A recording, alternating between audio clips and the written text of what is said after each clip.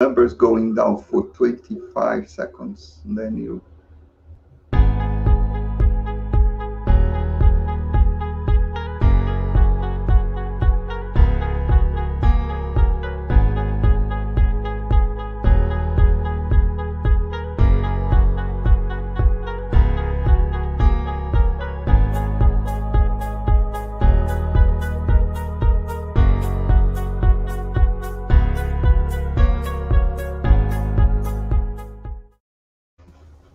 Okay, good afternoon. This is a lecture that is going to be delivered by Mrna Vaccines. I'm really happy to have you on this very busy schedule that we have, like almost 2 days, 2 days and a half, in fact, of talks. And I imagine that people now starting to learn a little bit more about the SARS after having how many inputs and information. So Mrna is, or Dr. Carfi, as you prefer, is originally from Italy, I think, no? Yes. And then he did his PhD in France, and then moved to the States when he did his postdoc, and then he went back to Italy, his original country, and then now he's back as a VP and head of the research of infectious disease at Moderna. I was really impressed with his achievements and citations and the importance of his career, his work, and so he was. Let me see. And now I think he's involved in one important aspects of developing vaccines at the Moderna, and he was one of the key persons for the introduction of and the use of these vaccines, doing all the science and interaction between companies and science. Today is, I think, one of the difficult and important parts of the role of the scientist is how to transfer technology, how to make the things happen to the society. So Mrna, thank you for joining us, and we're looking for your lecture, and we'll have about 45 minutes to talk, and then people will make questions. Vocês podem fazer as questões em português e a gente traduz. I'm saying that they could make Portuguese questions by the chat, and then I translate to you. Thank you again, and the time is yours. Thank you very much. Let me start by thanking you, Professor Schenkman and Professor Carvalheira for the invitation. Let me share my slides. So I'm going to talk today about the work that we have done for the development of the Moderna COVID-19 vaccine. Let me put also, I'll put my pointer. So let me start by saying that the vaccine is there's no approved vaccine, is authorized for emergency use authority, in the US and also in other countries. So let me start by introducing first the technology, and then I will focus on some of the work that brought to the development of the vaccine. The technology is based on the delivery of a messenger RNA encapsulated in lipid nanoparticles to the cytoplasm of cells. Once the messenger RNA is within the cells, is engaged with the ribosome and translated in proteins. And so depending on the protein that is encoded by the messenger RNA, you can have different forms of protein, either secreted, membrane-bound, or even in the different compartments of the cells. If the protein that is being expressed is the protein of a pathogen, of a virus, a bacteria, a parasite, then will be recognized by the immune system, eliciting an immune response. So the technology is well suited for vaccine development, but also for other therapeutic interventions. The technology is based on the delivery of the messenger RNA by lipid nanoparticle, and the two key elements are mRNA and the LNP. The messenger RNA is a standard mRNA molecule, has a cap at the 5' end, a polyadenine tail at the 3' end, and then the open reading frame between two untranslated regions. The sequence of the messenger RNA is optimized to have optimal translation, increased protein expression, and also stability. The mRNA in the vaccine is very similar to the mRNA we have in our cells. There is a modification that was introduced. We replaced the uridine with the pseudouridine, and this allows it to decrease engagement of toll-like receptors, and so to prevent excessive activation of innate immunity. The other part is that is critical is the lipid nanoparticle that encapsulated the messenger RNA. It protects the mRNA, so it's important for stability, but is also critical for the delivery of the mRNA into the cells, and then also escape of the mRNA from endosomes. And so the composition, it's based on ionizable lipids that are critical for endosomal escape, sterol and phospholipid for stability, and also the PEG lipid that stabilize the LNP in serum. The composition of the LNP changes from, for instance, of the lipids is different for vaccines indications versus, if you wish, more therapeutic indications. And also some of the processes that are used for vaccines are different than for therapeutics. We consider this as a technology. We start from a DNA that then gets transcribed in messenger RNA. This is an in vitro reaction of using polymerase, buffer, and nucleotides, so there are no cells involved. Then the messenger RNA is encapsulated in the lipid nanoparticle by addition of the components I was referring to before. And that gives to the mRNA LNP, that is the drug product, and which is used then for vaccination. Now, one important feature is that if we want to develop a new vaccine or a modification of an existing vaccine, the only thing that we need to change is the sequence of the messenger RNA, because all the other components remain the same, the enzyme, buffers, nucleotides, and the lipids, but also the processes. So the technology can be adjusted, and we can adjust quickly to develop new vaccines or a modified version of the vaccines. And this is important in the context of, for instance, pandemic preparedness or response to pandemic situation, like the one we are now. Now, in the context of vaccines, the mRNA LNP is delivered through an intramuscular injection. The mRNA LNP is taken up by dendritic antigen-presenting cells, either at the site of injection or in the genital lymph nodes. Once the mRNA is within the cells, and released from the endosomes, it interacts with ribosome, and in the context of the SARS-CoV-2 vaccine, the protein that is expressed is the spike protein from the SARS-CoV-2 virus.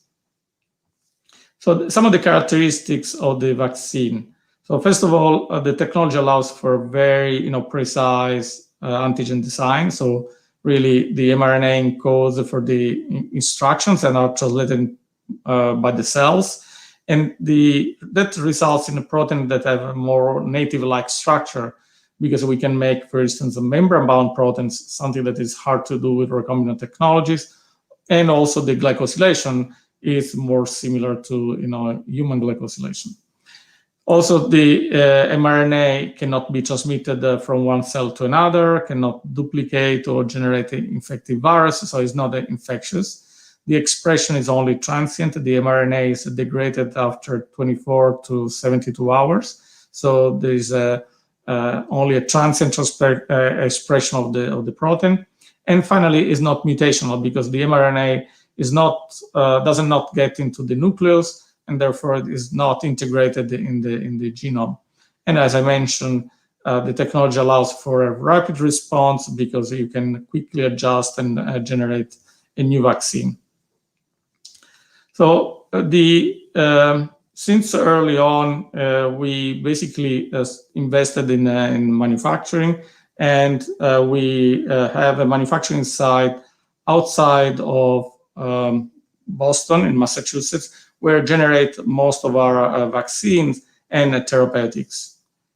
And if you were to get inside, you will see that really the setting is different than what you would find in most of the other manufacturing sites that are used for other technologies. We don't use standard bioreactors. The footprint and the size of the bioreactors is much smaller. Therefore, the footprint of the manufacturing site is also smaller, and we can manufacture different vaccines in the same site. We don't need to have a manufacturing site for each specific vaccine, as you typically do for other technologies. So this is a result also in a lower capital investment. So over the years, we have developed many different mRNA vaccines and also therapeutics that are different stages of development. The most advanced are the vaccines, the prophylactic vaccines, and we have several that are in clinical studies against respiratory disease, such as influenza, RSV, HMPV, but also DNA viruses as CMV and EBV. We also have a vaccine against Zika that is a soluble parau-like particle. In the technology, as I mentioned, allows to make complex antigens, VLPs as an example, but also, for instance, in the context of our CMV vaccine, we encode for we have a 6 mRNA that encode for 2 proteins, a 5-member complex, pentamer and GB.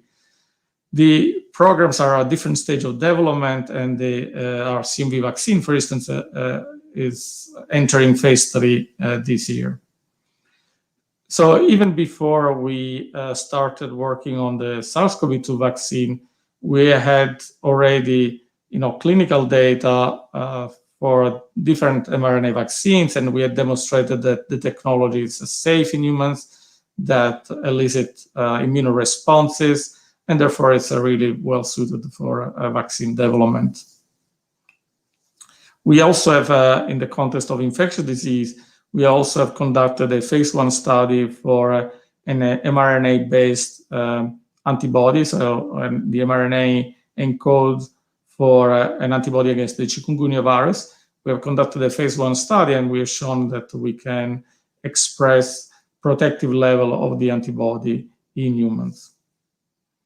So when we really started working on the SARS-CoV-2, we heard about the cases of pneumonia early in January. And as soon as the sequences became available and became clear that it was a coronavirus, we started working on the vaccine. We had previous experience on another coronavirus vaccine, the MERS, where we had conducted the non-clinical experiments in collaboration with the Vaccine Research Center, part of the NIH, with the group of Barney Graham. So we knew exactly what antigen we wanted to express. And basically, we started generating the mRNA. And within 2 days, we had settled on the sequence of the antigen.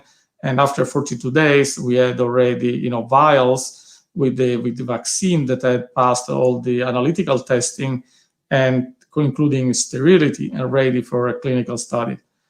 By mid of March, so 63 days from sequence availability, we started the phase 1 study that was sponsored and conducted by the NIH. So if we look, at the entire timelines, so as I mentioned, 63 days from a sequence to beginning of phase 1. Other important milestones were, funding by BARDA that allowed the development and a faster development of the vaccine. By mid of May, we had the initial phase 1 clinical data. And end of July, we started a large efficacy study, 30,000 subjects. So this was the first efficacy study for Moderna. And by end of October, so 3 months later, we had really completed enrollment, and by end of November, we had the initial interim analysis that was positive, showing efficacy of the vaccine. This allowed the FDA to issue an emergency use authorization, and then early in January, similar thing by EMA, conditional marketing authorization. At this point, more than 80 million people have received, one of the mRNA vaccines from Moderna. So there were two parallel work streams. So there was a clinical work, basically, the studies, clinical studies, phase 1, phase 2, and phase 3. But in parallel, we conducted the non-clinical studies that were critical for demonstration of immunogenicity, protection, and safety, and therefore to support clinical advancement of the program. So the initial studies were conducted in mice, and we demonstrated immunogenicity and protection there. But then we moved to studies in non-human primates, and mainly because the NHPs have first of all, immune system that is more similar to humans in terms of adaptive and innate immune responses.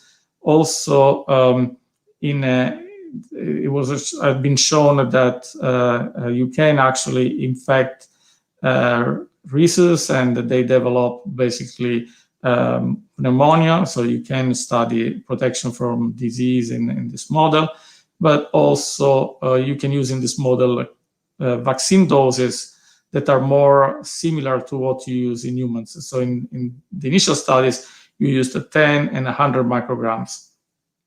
So the animals received 2 doses of the vaccine 1 month apart, and then 4 weeks after the second injection, they were challenged.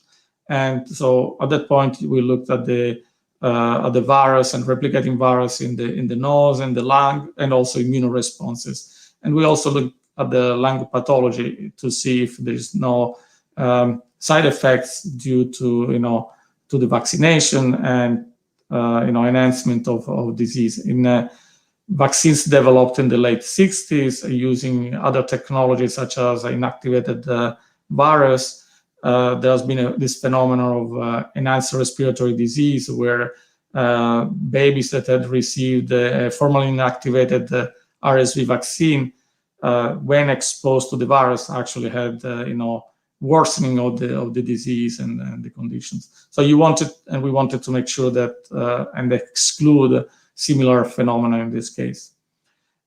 So the vaccine was shown to be immunogenic. So there is a dose response, 100 micrograms, you have a higher titers of antibodies than 10. There is also a boost in antibody responses after 2 doses. And when we looked at the quality of the antibody response and the functionality, we can see that this antibody compete, binding of AC2 to the receptor binding domain of the spike protein. This is the key part of the protein that is important for receptor binding and is a key target of neutralizing antibodies. So what we see is that in the vaccinated group, both 100 microgram and 10 microgram, the antibody levels are much higher than what you see in convalescent subjects, so subjects that have recovered from COVID-19. And so these subjects have antibodies, and if they had severe disease, even higher titers. But in both cases, we are either comparable or higher. And similar for the neutralizing antibodies. So we see that in a live virus neutralization assay, at the 100 microgram dose and 10 microgram dose, we have a higher titers of neutralizing antibodies than in the convalescent subjects. So this was promising, suggesting that the vaccine was immunogenic and might be able to protect. So, but really to have a sign of a more meaningful sign of protection, we looked at the replicating virus in these animals, both in the lung and in the nose. So you do that by PCR, looking at subgenomic RNA. And what we can see is that both at 10 microgram and 100 microgram, the animals are basically protected. At day 4, there is no replicating virus in the lung at the 100 microgram, and at 10 microgram there is only one animal that had some replicating virus. Similar in the nose. Clearly at day 2 already in the 100 microgram there is no replicating virus. There is some in the 10 microgram dose. Day 4 there is only one animal. So basically the vaccine is able to control the virus very quickly and is fully protective in the lung and partially protective in the nose. And this is similar to what has been observed for other vaccines. I mean, it's harder to protect in the upper respiratory tract than in the lower one. We also looked at the systemic of the antibody after challenge, both antibodies against the N and the S protein in the lung and both in the against N and against S. So you can see that at the 10 microgram and 100 micrograms, the antibody titers don't change after challenge, so there's no amnesthetic response. Again, saying that the immunoresponses are controlling the virus very quickly, and the same is seen, if we look at, for instance, day 7 and 14, the same is for the anti-S antibodies. So really strong and protective immunoresponses in this model. We also looked at in the lung, as I mentioned, and we can see that basically at the 10 microgram, we see a little bit of inflammation, but not 100 micrograms. And we don't detect neither the protein or RNA of the virus in the lung of animals that have been vaccinated. So the non-human primate is a model for protection from infection and moderate disease. But to look at the severe disease, a hamster is a better model, and we conducted experiments using different doses of the vaccine, 1, 5, and 25 microgram, 2 doses, or a single dose at 25 micrograms, and we demonstrated that the vaccine again was immunogenic, raising neutralizing responses, but also after challenge, we see that the control there is a weight loss, but that's not observed for the vaccinated animals. And also we see that there's basically the vaccine is able to really control the virus and viremia in the lung, both day 2 and day 4, if you compare basically the vaccinated group versus the placebo, and also in the nose. So in non-clinical models, in preclinical models, the vaccine is also able to prevent disease and severe disease. So all this data strongly supported the advancement of the program through the clinical development, though some of the experiments were conducted in parallel with the clinical studies. We performed all the studies that are you normally conduct in a clinical development, a phase 1 to have data on safety, immunogenicity, phase 2 to confirm the dose of the vaccine, and then a phase 3 that is an efficacy study and also safety. But I will describe the data from the phase 3 study, but we also have started the studies in adolescent, between 12 and 18 years old. This is a study that includes roughly 2,000 subjects and also fully enrolled at this point. And recently we have started also a clinical study in the pediatric population going from 6 months up to 12 years of age. And this includes 6,000 participants in the pediatric population. We have also other studies in immunocompromised populations and others ongoing.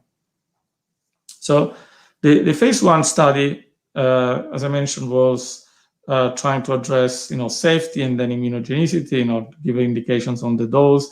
We tested initially 3 doses in the 18 to 55 years old age, and then also 25 and 100 microgram dose, 56, 70, and above 71.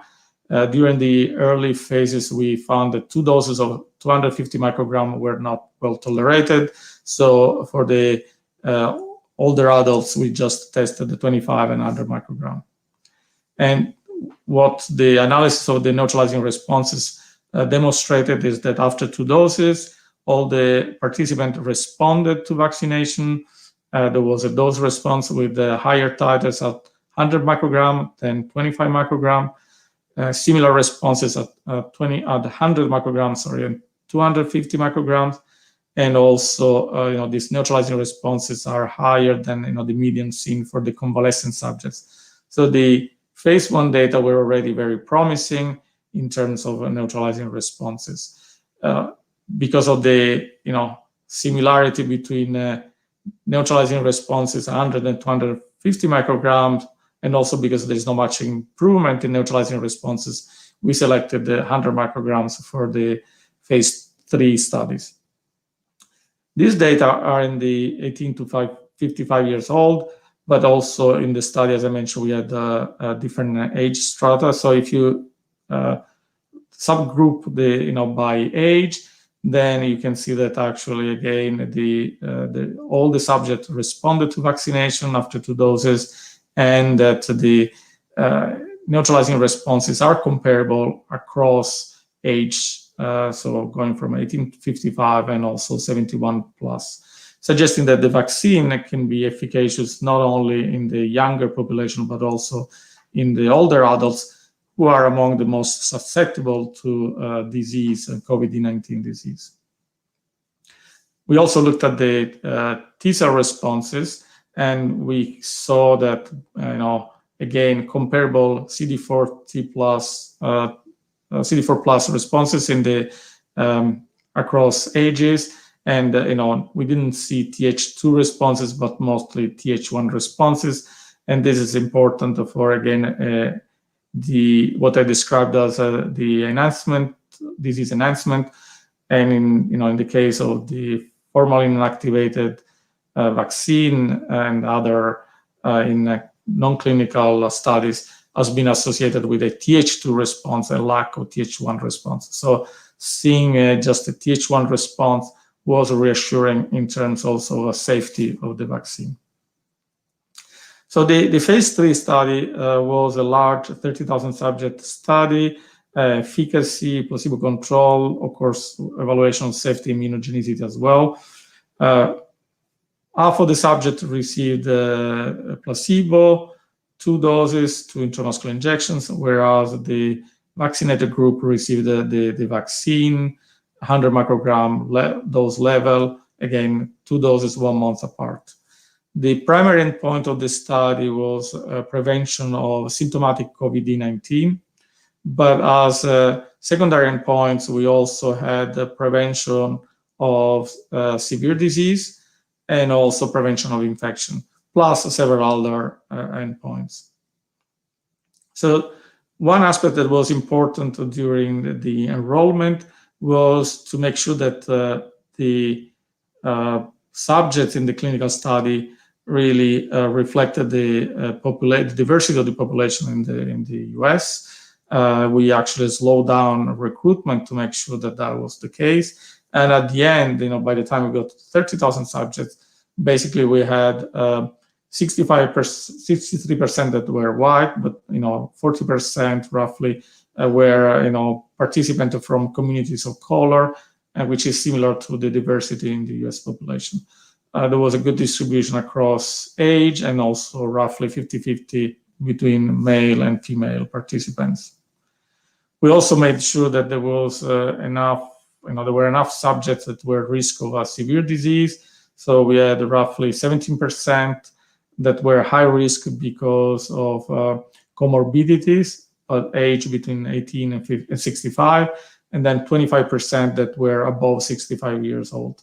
So again, at risk of severe COVID. Among the subjects with comorbidities, they were, different, distributed among, diabetes, chronic lung disease, and also, cardiac disease and obesity. So at the time of the interim analysis, we had 196 cases, 185 in the placebo group, and only 11 in the vaccinated group, which accounts for an efficacy of 94% with a 95% confidence interval. So the vaccine, not only was safe, but also highly efficacious in prevention of symptomatic COVID-19. We also looked at the severe disease, but also when we looked at through the the groups, so we stratified based on demographic or also baseline characteristics. There is a fairly homogeneous distribution in efficacy. So the vaccine is efficacious, across the different population. So when we looked at the severe disease, again at the primary efficacy analysis, we saw that 30 subjects had severe COVID-19, and they were all in the placebo group and none in the vaccinated group, showing again that the vaccine is highly efficacious in prevention of the severe disease, and therefore potentially can have a great impact on the pandemic. One interesting feature is that if you look at the distribution of events and cumulative events, and so in black is the curve that represents the placebo group, and in blue the group that received the vaccine. You can see that the cases start accumulating more quickly in the placebo group, but also you can see that the two curves start separating before a subject have received the second dose. So showing that the vaccine is already protecting from disease after one dose. However, the study was not designed to assess efficacy after a single dose, and a second dose, of course, provides a stronger immune response and presumably also a longer protection. We also looked at and this is of course is going to be analyzed also through serological analysis later for the entire study, but looking at the by PCR at the people that were infected in the placebo group versus the vaccinated group, you can see that before the subjects received the second dose, 38 cases were in the placebo group and 14 in the vaccinated group. So suggesting that the vaccine is also contributing to prevention of infection. We also looked at the in a small group of subjects that basically did not receive the second dose, and again you can see that if you consider after 14 days after the first dose, there is only 2 cases in the vaccinated group, 31 in the placebo, so for an efficacy of roughly 92%. This is 74 days after the the subject have received the vaccine. So again, suggesting that the vaccine is already providing some level of protection with a single dose. So I would like to spend focus the end of my presentation on the variants, and this has become, of course, more and more a reason of concern, and we all hear about the new emerging variants. This is not something completely new. I mean, even the variant that is still that has been circulating, for instance, in the US in 2020. Emerged early in January. This is the D614G, and then basically from January then became the predominant variant. Now, for instance, in the US, but maybe also in the UK, the variant that seems at this stage becoming predominant is the variant, the B117, that is the variant that was identified first in the UK. So the virus, it's adjusting to the host, and it's in some cases becoming more infectious and can spread more easily. Fortunately, in the case of the D614G, we could show that this virus is neutralized equally well as the ancestral Wuhan virus. But what about the new variants? So there is a number of variants that have been identified. There is the B117 identified first in the UK, the 351, identified first in South Africa, the P1 identified in Brazil, and the 429 in the US, in California, and others. I mean, you probably all heard now about the variant that has being detected with a high frequency in India. But there is a lot of different variants that are basically emerging across the world. And one of the concerns is that, of course, the mutations are in the entire virus, but there are several that are in the spike protein that is the main target of neutralizing antibodies, and is also the main target of vaccine-induced response. So these mutations may impact binding and by neutralizing antibodies, and they certainly do in some cases, but also the potency of the immunoresponses elicited by vaccination. So it was important to, one point, to highlight that some of these mutations are in the receptor binding domain and the N-terminal domain, and these are the main targets for neutralizing antibodies. So if you look at, zoom in the receptor binding domain, you can see, for instance, that the N51Y is close to the receptor to the interaction with the AC2 receptor. In the 351, you have 3 mutations that are in the same site. Now on top of the 51Y, you have E484K and K417N. Similar mutations in the P1 virus, and then the 429 as a completely different mutation that is the L425R. Interestingly, in the variant now in India, it combines this 425R with the 484Q. So you start having mutations that are in different variants that are popping up in the same virus. So the way we evaluate these new variants is there is the same is on the NTD.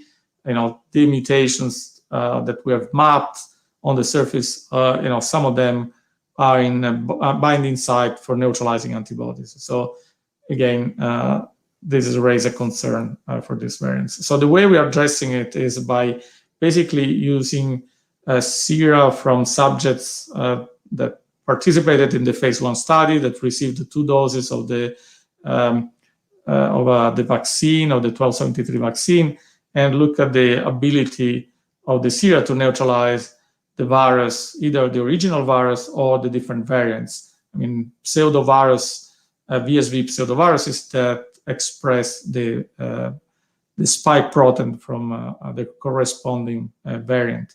So we have the 117, 351, P1, and then 427.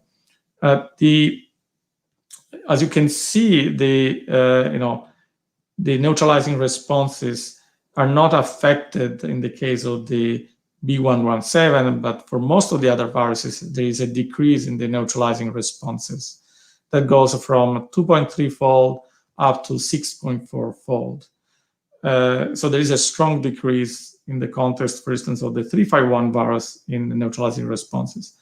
However, it's important to mention that these titers are above 1 to 200, so are neutralizing levels that are above what we know to be protective in monkeys that are challenged with the SARS-CoV-2 virus. So we think that the vaccine will protect against these variants. However, it is also true that there might be an impact in the longevity of protection because you are starting from a lower initial response. So, we want to be ready for these variants and future variants. So we have started internal work to, evaluate modified version of the vaccine that can be used as a booster, as a third dose. And so we are conducting non-clinical studies and also clinical studies evaluating different versions of the booster. So there is one that is based on the sequence identified in South Africa, 1273.351. We are testing as a third dose as the level of 20 and 50 micrograms.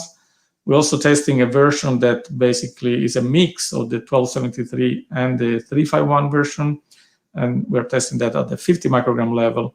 And then finally, we are testing also as a third dose over the same vaccine, the 1273, as a booster. As you are basically increasing the neutralizing responses, so that might be sufficient to neutralize also the variants. But let's say we will have some answers from the clinical studies in the near future. At the same time, of course, we are conducting experiments in mice, and in this case, these are mice that have received initially 2 doses of the 1273, and then at some point they received the third and eventually a 4th dose of the 351 vaccine. And what you can see is that these are the responses at day 212, so before the 3rd dose is given, and then you can see that there is a boost after the 3rd dose against the G614. Similarly, for the virus from the 351, we can see the responses before the 3rd dose. So there is a decrease compared to the G614, but then there is a really nice and strong boost from the 351 vaccine. So at the end, if you compare the responses post 3rd dose, they're pretty equivalent against the 2 viruses when the 351 vaccine is being used, and these responses are above what is seen in the the peak response in the vaccinated animals. So the 3rd dose seems to be able to not only to boost the responses against the G614, but also against the this variant, the 351, that is seems the one that has developed this as a escape to some extent to neutralizing responses. So maybe a couple of comments just on the storage of the vaccine. We have shown that the vaccine is stable between -25 and -15 degrees Celsius for 7 months.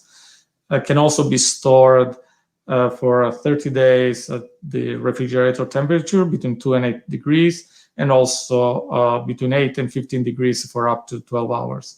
So these storage conditions, can be used using the existing vaccination infrastructure, and are certainly helping in the deployment of the vaccine in the US and other parts of the world.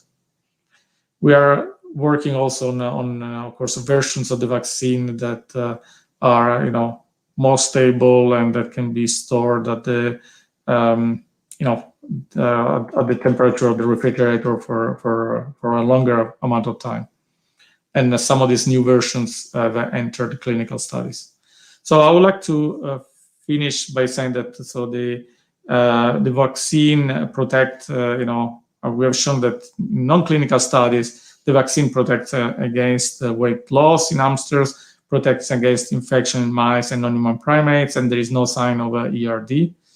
The phase 3 study, P301, has demonstrated the vaccine is highly efficacious in prevention of disease, both symptomatic disease and severe disease. More than 90 million doses of the Moderna vaccine have been administered so far in the US, and we have started pediatric studies to assess safety, tolerability, immunogenicity of the vaccine, going from 6 months of age to 17 years old. And finally, the vaccine, we're developing modified versions of the COVID-19 vaccine to tackle the variants of concern, and we are evaluating them in both in preclinical and clinical studies. So I would like to finish by really acknowledging the contributions and the help of many labs, and of course BARDA for some of the for the funding, also collaboration with Operation Warp Speed, and very close collaboration with the NIH, the Vaccine Research Center, for all the non-clinical studies and also some of the clinical studies. And of course, a special thank you to the principal investigators for the phase 3 study, and also all the participants that really enable to demonstrate efficacy of the vaccine against this virus. So with that, I will stop, and I'm happy to take any question.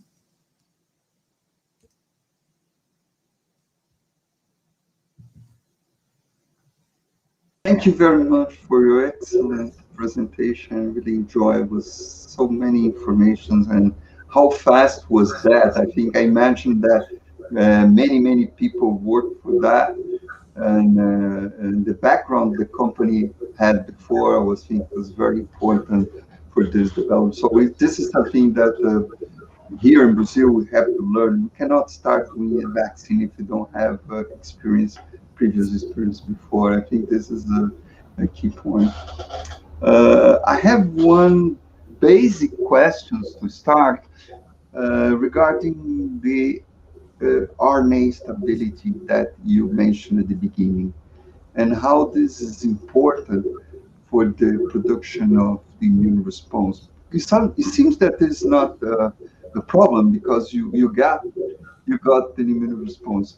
But when you mentioned that the RNA is injected and then it starts to be translated in proteins and then generate proteins that could be targeting the MH or HLA in the case of humans, and even through inducing Th1 response.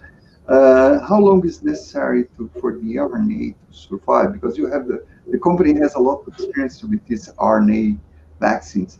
So this is a key thing that increase the RNA time, or it's enough?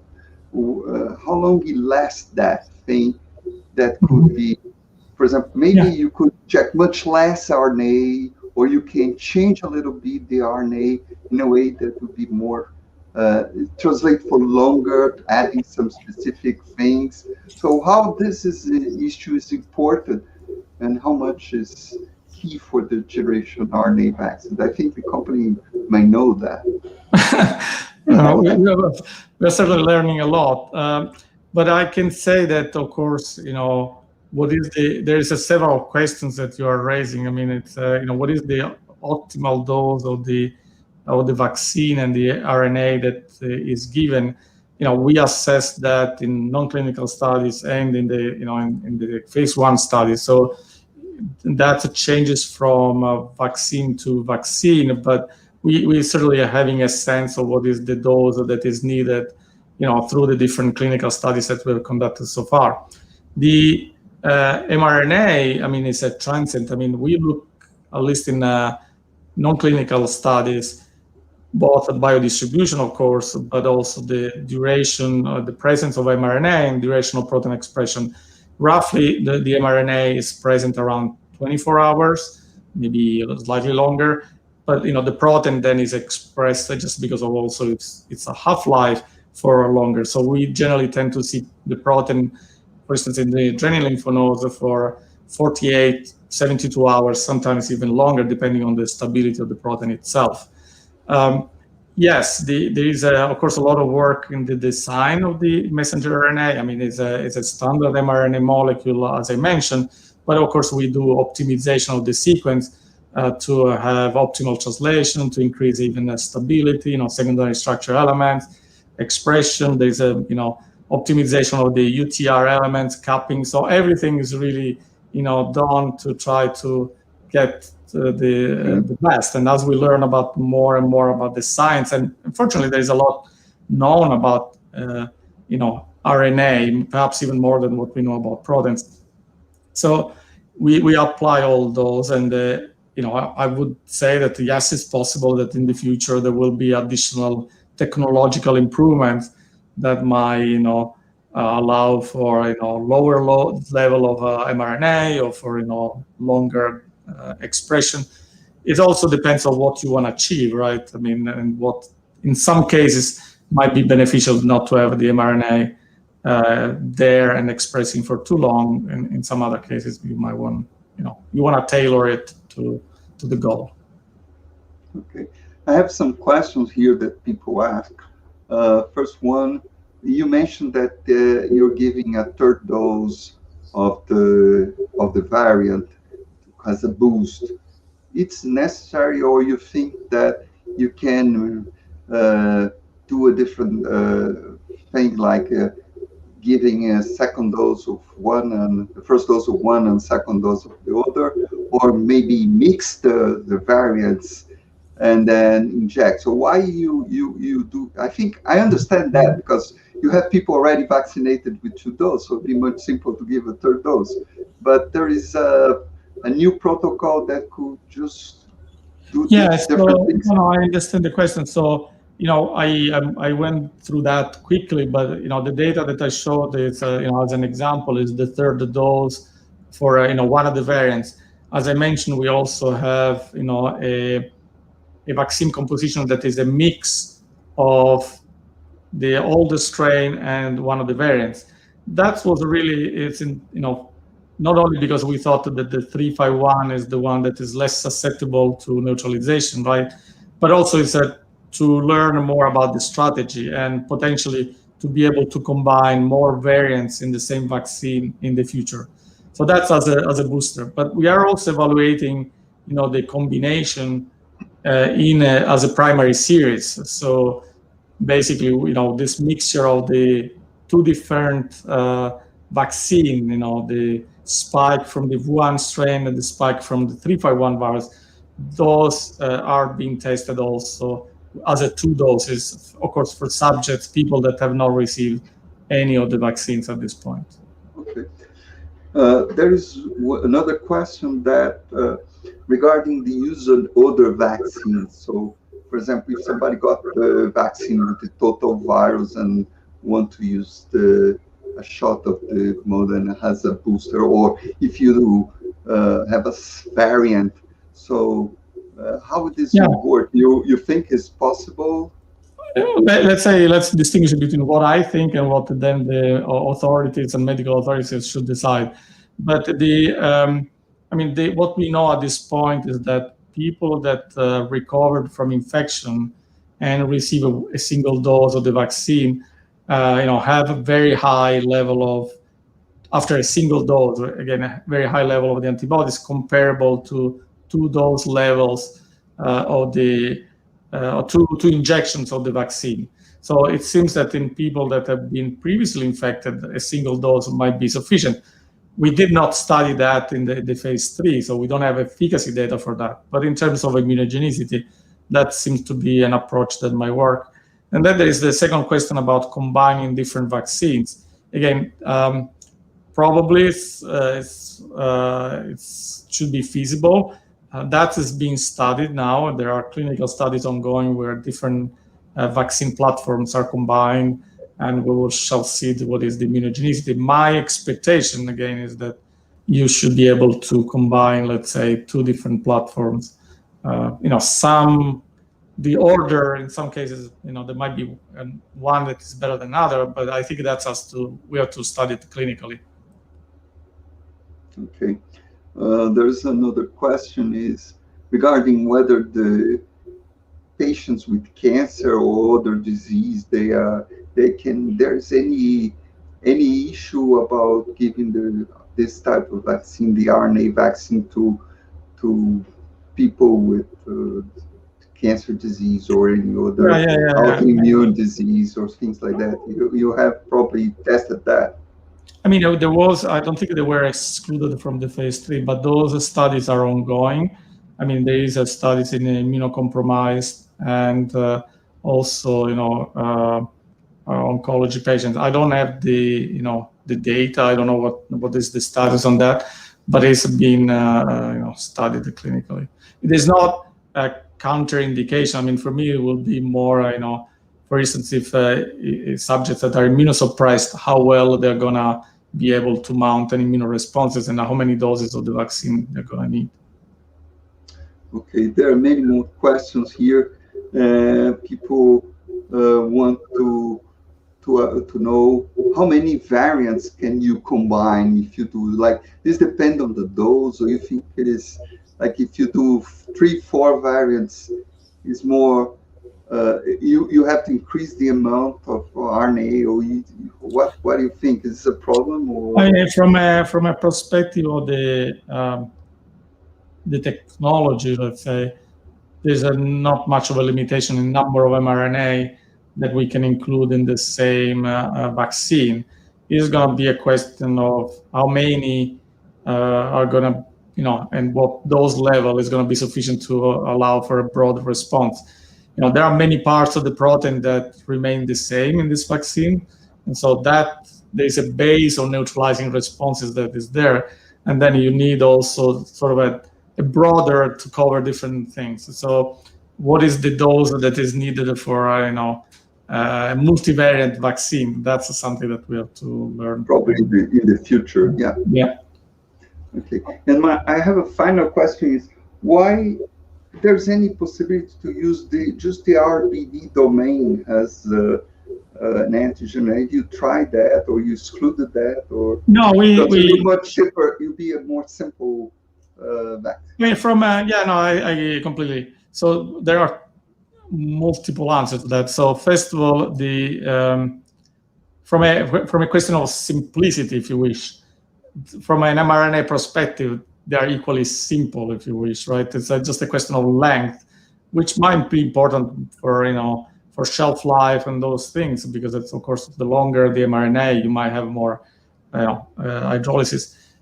But other than that, there's no purification. It's relatively simple. The Pfizer, for instance, had in their phase 1, they evaluated the 4 different strategy, and one of them was a RBD only approach with was a trimerized RBD domain, and seemed to work in terms of neutralizing responses.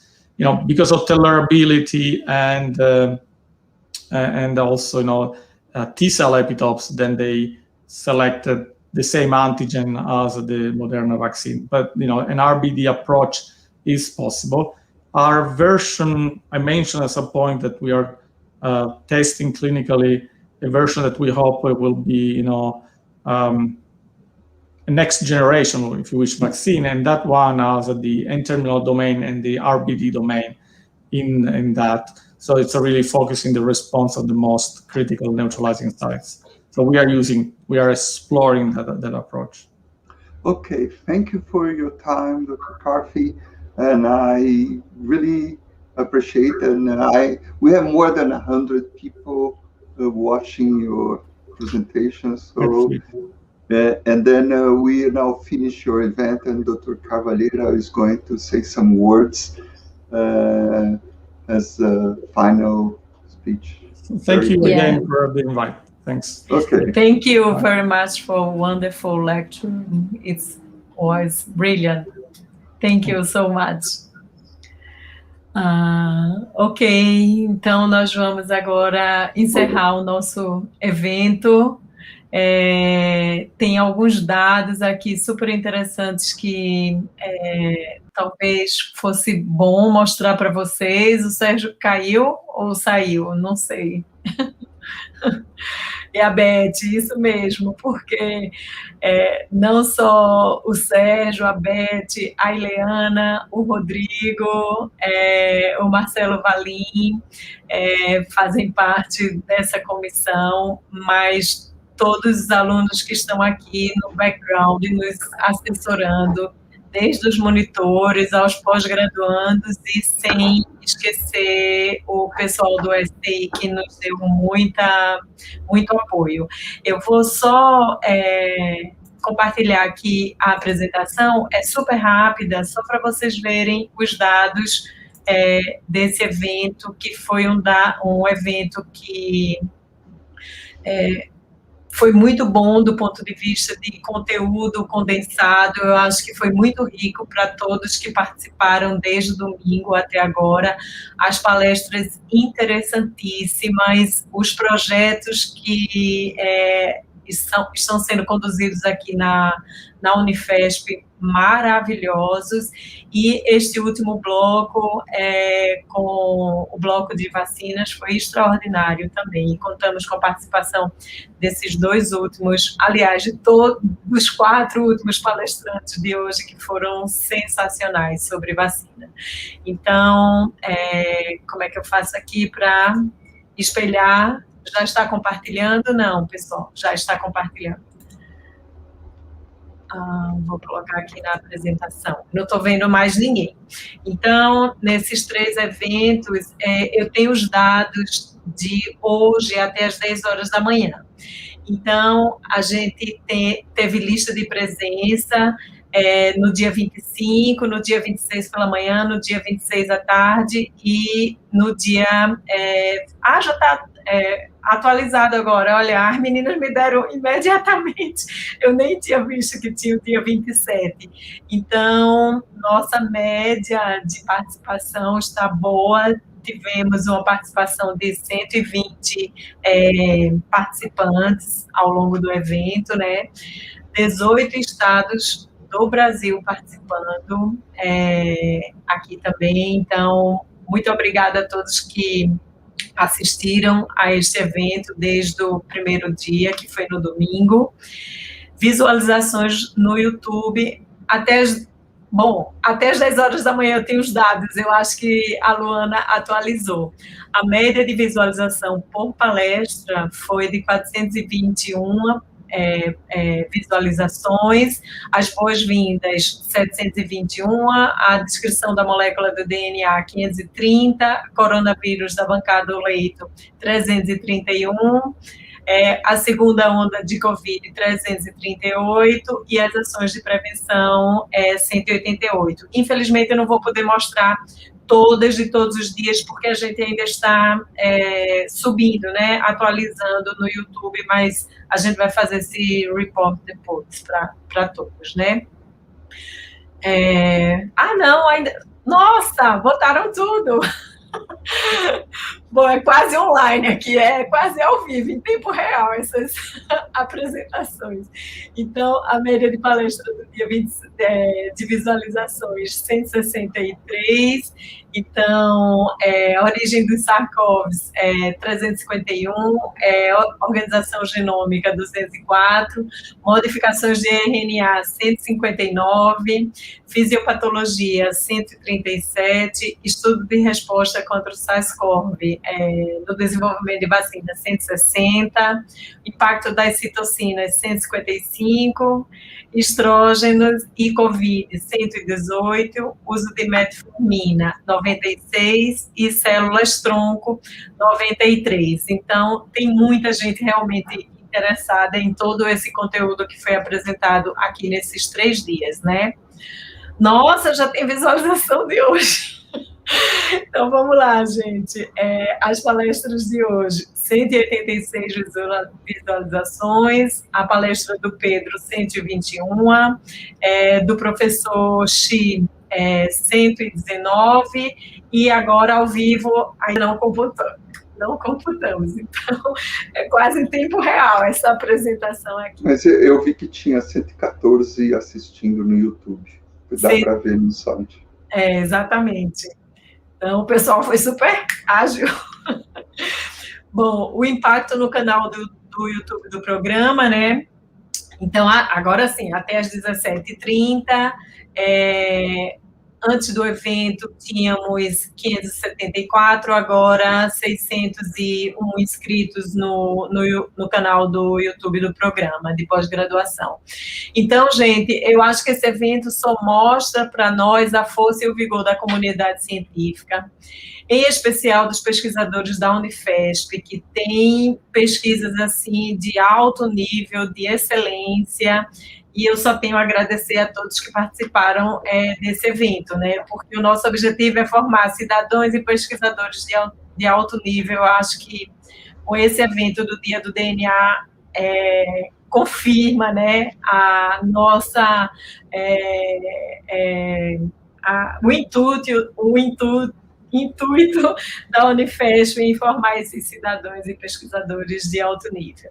E, por fim, eu queria agradecer a todos, né, todos da equipe de apoio, que vocês não viram, mas estavam aqui brilhantemente nos assessorando, aos palestrantes do primeiro dia, todos vocês, aos palestrantes do segundo dia e aos palestrantes de hoje, o nosso muito obrigada. Então, era isso, gente. Encerramos aqui o nosso evento do Dia do DNA e até a próxima edição. Para os alunos que vão fazer a sessão 2, vocês já foram convidados pelo Classroom do Dia do DNA 2001 e o nosso próximo encontro é no dia 3 de maio, na segunda-feira à tarde, tá bom? Muito obrigada a todos. Sérgio e Beth, querem falar alguma coisa? Não, parabéns, Jana, você conseguiu conduzir com primor toda essa série de conferências. Não é fácil organizar. Parabéns pela sua coordenação, pelo seu esforço. Acho que valeu a pena. E vamos ver se... Espero que no próximo ano, se a gente tiver, vai ser como nós acabamos com a COVID-19. Exatamente. Quem sabe a gente continua com o mesmo tema, mas de outra perspectiva, né? Ver exatamente. Não o presente, como a gente está aqui agora. Mas parabéns para você e a todos que participaram também, que ficaram, mas você merece os nossos aplausos. Obrigada, Sérgio, obrigada. O que seria da gente sem vocês todos, né? Então, gente, até segunda-feira, o pessoal que vai continuar. Tchau, tchau. Tchau, pessoal. Obrigada, Gi. Obrigada a vocês.